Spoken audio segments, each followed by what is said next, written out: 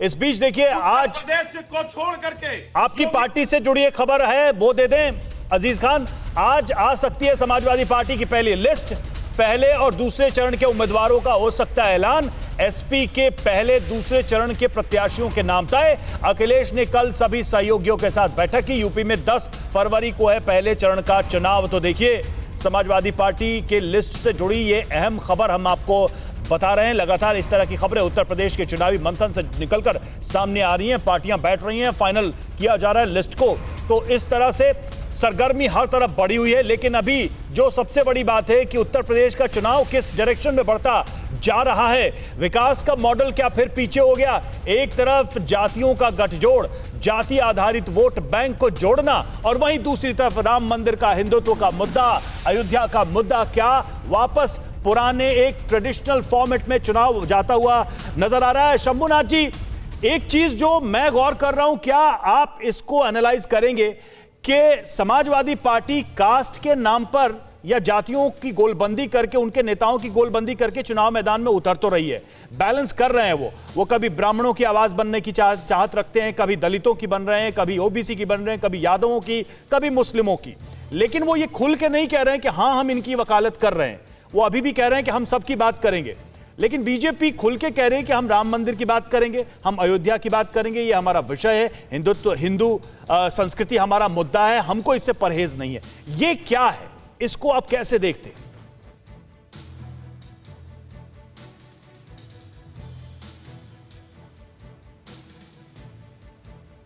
शंभुनाथ जी, आवाज नहीं आ रही है। आप अगर अनम्यूट करेंगे ऑडियो तो शायद हम आपकी आवाज सुन पाएंगे, अगर आप अनम्यूट कर पाए तो। जी रवि जी, ठीक।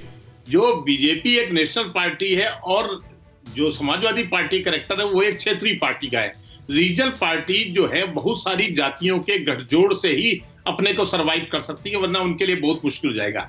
उनका ऐसा कोई मुद्दा नहीं हो सकता जो देशव्यापी हो, क्योंकि उनकी अपनी सीमाएं होती हैं, उससे आगे बढ़ नहीं सकते। राम मंदिर जैसा मुद्दा उनका कभी नहीं हो सकता, कृष्ण मंदिर जैसा कोई मुद्दा वो नहीं उठा सकती हैं।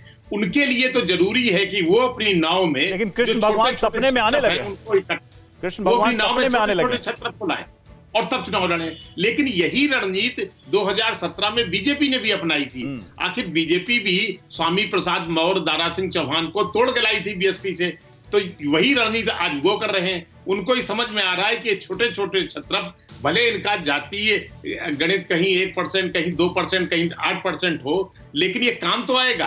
तो ये भी वो समझ गए हैं कि जो मुस्लिम यादव गठजोड़ है उससे उत्तर प्रदेश में सत्ता नहीं पाई जा सकती, उसके लिए कुछ और जातियों ये फॉर्मूला शायद पुराना पड़ गया। जेपी शुक्ला जी, लेकिन ये बात स्वीकार करने से कतराती क्यों रहती है समाजवादी पार्टी कि हाँ जातीय गणित सेट करके हम इस चुनाव में उतरना चाहते हैं, हम एक क्रिएट करना चाहते हैं पोल जिसमें कास्ट के इक्वेशन को पूरा ध्यान दिया जा रहा है। इसको स्वीकार करने या डिनाई करने के पीछे क्या मकसद हो सकता है, तब जबकि खुलकर बात हो रही है? ब्राह्मणों की वकालत हर समाजवादी पार्टी नेता कर रहा है आज की तारीख में। देखिए, सारा ये काम जो होता है ये पब्लिक ओपिनियन को कंफ्यूज करने के लिए होता है। अगर आप पुराना इतिहास देखें, जब सबसे पहली बार मुलायम सिंह यादव मुख्यमंत्री बने थे तो एक प्रकार से वो यादव क्या, वो ओबीसी के वो नेता थे और मायावती शेड्यूल कास्ट दलितों की नेता थी। उसका अंजाम क्या हुआ? दोनों में इतना झगड़ा बढ़ गया कि मायावती ने आरोप लगाया कि मेरे जान लेने के लिए मेरी कोशिश की गई। तो दलितों में और ओबीसी के बीच में कॉन्फ्लिक्ट पैदा हुआ उस वक्त। अब वहां से राजनीति चलते चलते यहाँ तक आई है। एक उस जमाने में भारतीय जनता पार्टी को ना ओबीसी का कोई सपोर्ट था, ना दलित का कोई सपोर्ट था, पर अब इतने जो अपने हिंदुत्व मुद्दे को उठाते उठाते अब उनकी पार्टी में हर जाति के नेता हैं, उसमें मौर्य भी हैं, उसमें दलित भी हैं। नहीं तो ये उसमें अच्छा है या बुरा है, इसको आप कैसे देखना चाहते हैं उत्तर प्रदेश की राजनीति के लिहाज से? ये अच्छा डेवलपमेंट है क्या? तो इसको जो इस डेवलपमेंट के बाद इसकी काट अब समझ में नहीं आ रही है, तो पब्लिक ओपिनियन को कंफ्यूज करने के लिए ये सब बातें हो रही हैं। आऊंगा मैं इस पे, असल में तो एक आंसर आपका बनता है, लेकिन जल्दी से अजीज खान से मैं ये सवाल कर लूं जो उठा रहे थे जेपी शुक्ला सर, कि आप स्वीकार करने में क्या दिक्कत है कि आप जातियों के आधार पर राजनीति करते हैं? आप दूसरों को कह रहे हैं कि धर्म के आधार पर राजनीति करते हैं, लेकिन आप खुद को कहते हैं कि हम नहीं करते जाति के आधार पर, जबकि ये साफ साफ दिखाई दे रहा है कि जातीय गोलबंदी की जा रही है समाजवादी पार्टी की तरफ से। देखिए रवि जी, समाजवादी पार्टी सामाजिक समरसता की बात करती है, समाजवाद की बात करती है। हम चाहते हैं कि जो भी लोग सताए गए हैं, मारे गए हैं, परेशान है, शोषित है, वंचित है, दलित है, पिछड़ा है, उनको मुत्तहिद करें, क्योंकि उनका हक है और उनके हक को कहीं ना कहीं बीजेपी ने मारा है। अरे लेकिन अजीज सर, एक कहावत है अंग्रेजी की कि action speaks louder than words.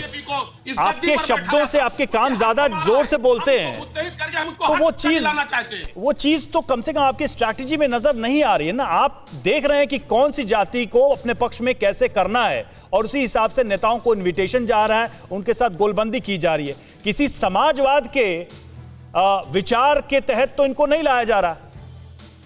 मैं वही, अरे सर आप तो बात समझिए रवि भाई, ये बताइए क्या दलित, शोषित, वंचित समाज ने, पिछड़े समाज ने 2017 में इनकी सरकार नहीं बनाई थी? क्या नौजवानों ने बहुत उम्मीद के साथ इनकी सरकार नहीं बनाई थी? अगर ये सारे लोगों ने सरकार बनाई थी तो उनको उम्मीद थी, इनको ख्वाब दिखाया गया था, सपने दिखाए गए थे, आज उनका हक मारा गया।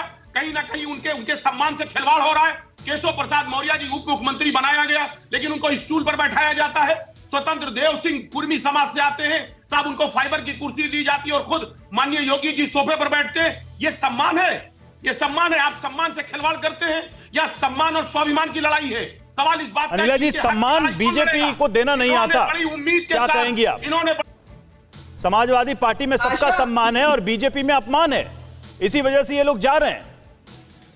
आशा करूंगी कि 20-25 सेकंड बोलने दीजिएगा, बात पूरी नहीं हो पाती है और बात काट दी जाती है। देखिए ऐसा है रवि जी, मैं पश्चिमी उत्तर प्रदेश से आती हूँ और फर्स्ट फेज का चुनाव जो है पश्चिमी उत्तर प्रदेश से ही शुरू हो रहा है। आपको लगता है कि पश्चिमी उत्तर प्रदेश की जनता भूल जाएगी कि 2013 में कवाल गांव में जब 2 लड़के सचिन और गौरव, उनके छितड़े उड़ा दिए गए थे क्योंकि वो अपनी बहन की अस्मिता को बचाने का प्रयास कर रहे थे। हिंदू जो हमारे बेटे थे, जो हमारे बड़े थे, उनको जेल में ठूस दिया गया था और इनके जो पोस्टर बॉय हैं आजम खान, साफ साफ कह गया था कि मुसलमानों को कोई हाथ नहीं लगाएगा। और देखिए अनिला जी, इस बीच जब आप बोल रही हैं, माफी चाहूंगा, बड़ी खबर आ रही है। अड़ी सोमवार से शुक्रवार शाम 6 बजे सिर्फ TV9 भारतवर्ष पर।